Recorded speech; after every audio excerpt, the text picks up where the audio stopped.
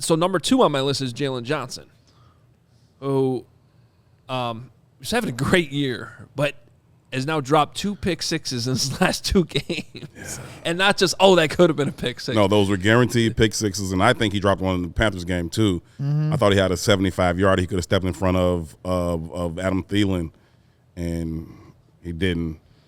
Yeah, he's costing himself some money, but I still think he's having the best season of his career. I think he's playing at a Pro Bowl level. He's having a great, great season, but he could have really been standing on his bag with some of those big plays that everybody remembers, those stick out in your mind type of plays. Well, look at Bland right now in Dallas. Yeah. He just set the record for most pick sixes in a season. And when you get your hands on the ball, people remember that, because who were they just playing last week? They was lighting his ass up. Like, they was just targeting him. The Seahawks? Or the week before that? Seahawks. Was it the Seahawks? Yeah, the Seahawks on Thursday. They was just lighting him up. But then later he gets a pick. He's like, he had a great game. He got his ass lit up. Yeah, it's going to be interesting because they still have the tag ability with Jaylon Johnson. Mm-hmm. So there's an opportunity for him to still play here under a franchise tag, or they put a transition tag and see what the league. I'll be shocked if they don't tag him. Yeah, who else they got? If they're going to use it, who else going to tag? I'd be shocked if they don't tag him. I think the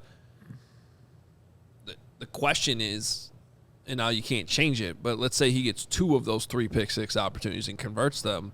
I mean, I feel like the Bears are probably more likely than to pay him to finish the deal. Yeah. Do they want to pay him, though? Do they Why want would they? Well, do they want to pay him what Jaylen wants to be paid? But you know what? Because does Jaylen want to come down on any kind of offer? This is what's happening with him and Darnell Mooney and Roquan Smith.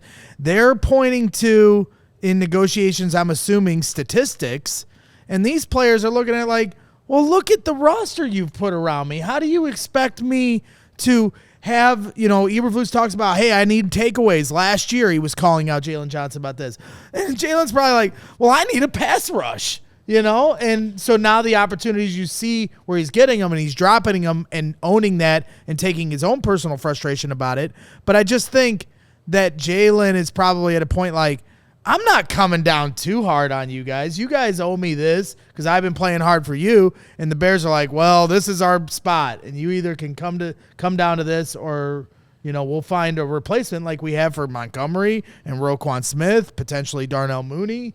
Yeah, and I'm always pro player. I want these dudes to get as much as they can. I'm never like, let's save these billionaires some money. I don't care. The Bears got enough money to spend. They can pay that dude. That being said, though, I think that it's about leverage. Any negotiation is about leverage, and you're never gonna get what you wanted from the start, right? He wants this number. They want you at this number. Hopefully, the goal is to meet in the middle, and it's about who has the leverage to pull you more towards my side or theirs.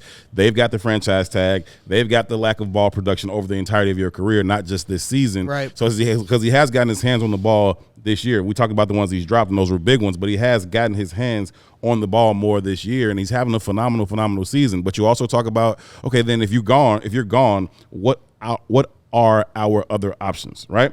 And I think that you talk about, I guess you would start with Tyreek and Terrell, right? Which neither one of them is him, not yet. You know what I mean? No. And then you talk about free agency or the draft, and I just think that if you have a top corner in this league, it's a really, really important position.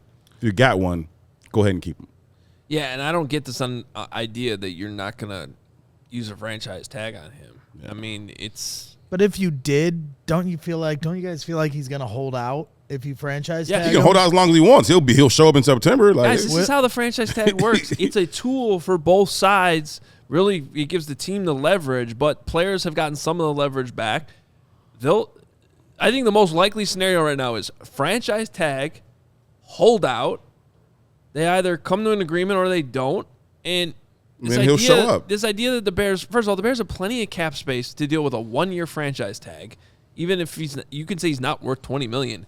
It's not about the APY.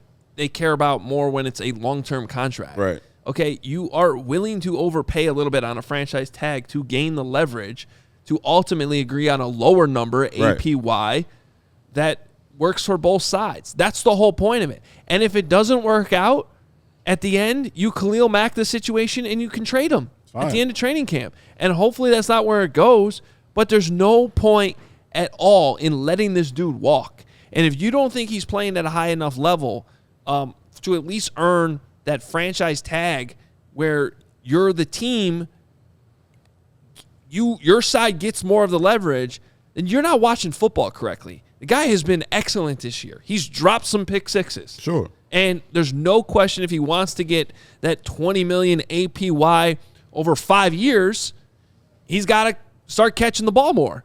Absolutely. But he's certainly played at a high enough level that you use a tag. You don't let him walk out the door for nothing but, hope for a comp pick in a year. We get caught up so much on the money. Like, if we keep it simple, do you want Jaylen roster on this Bears roster next year or not? And yes. you have a pathway to do that via the franchise tag. And if you can use that and then come to a lower number later at 16 or 17 or whatever, then fine. That's what it's there for. But just let's not get too deep into this thing. Do you want Jaylen Johnson on this team or not? Like, stop counting other people's money, man. Y'all be all right. I want good players to be on the Bears. That's a good recipe. Is that controversial? No, that's a good recipe. Because it seems controversial here sometimes. It does seem controversial. I would like there to be good players that stay on the Bears and they don't get traded away where other teams that have better track records overall pay them more than you are willing to. Because I could see him in a 49ers uniform. He'd look great in a 49ers uniform. That's the crib for him. Whew. And he's got that front that's in front of him, and he'll be a ball hawk and a tackling machine. But that's where a part of me feels like he doesn't really want to be here anymore. If they paid him top dollar, sure. But if they're going to come down, he's like, well, I can get any team at that number. I'm not giving y'all a discount for what?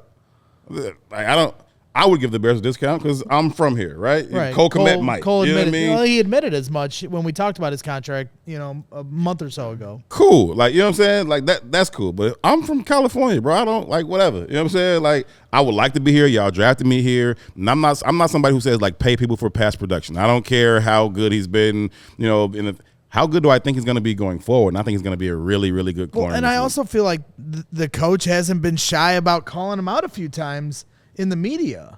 Last year he was pretty direct about it. And even this year, we were just talking about it, where on the interception he had, we're like, well, he had the wall. He could have used the wall. It's a bad return. Instead of just being like, I'm happy he got that interception and helped us win the game. Yeah, nice.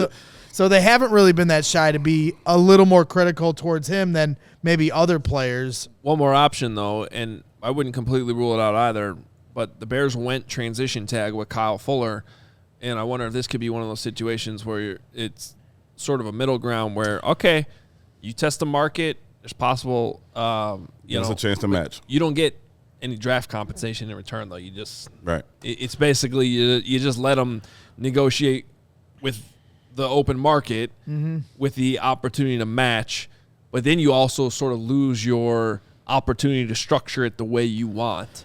Now, you can always restructure it later, but there's no guarantee the player will do that. Right.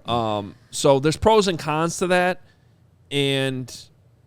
but the difference is about $4 million. Maybe that's enough. I just look at the Bears, man. You got to stop letting good players walk out your door. If I had to bet on it, just based off history, I'd say he's gone. And I don't want him to be gone. I love Jaylen Johnson. I want him to be here. But just in watching Ryan Poles' moves, I think he has a number, and I don't really see him budging from it.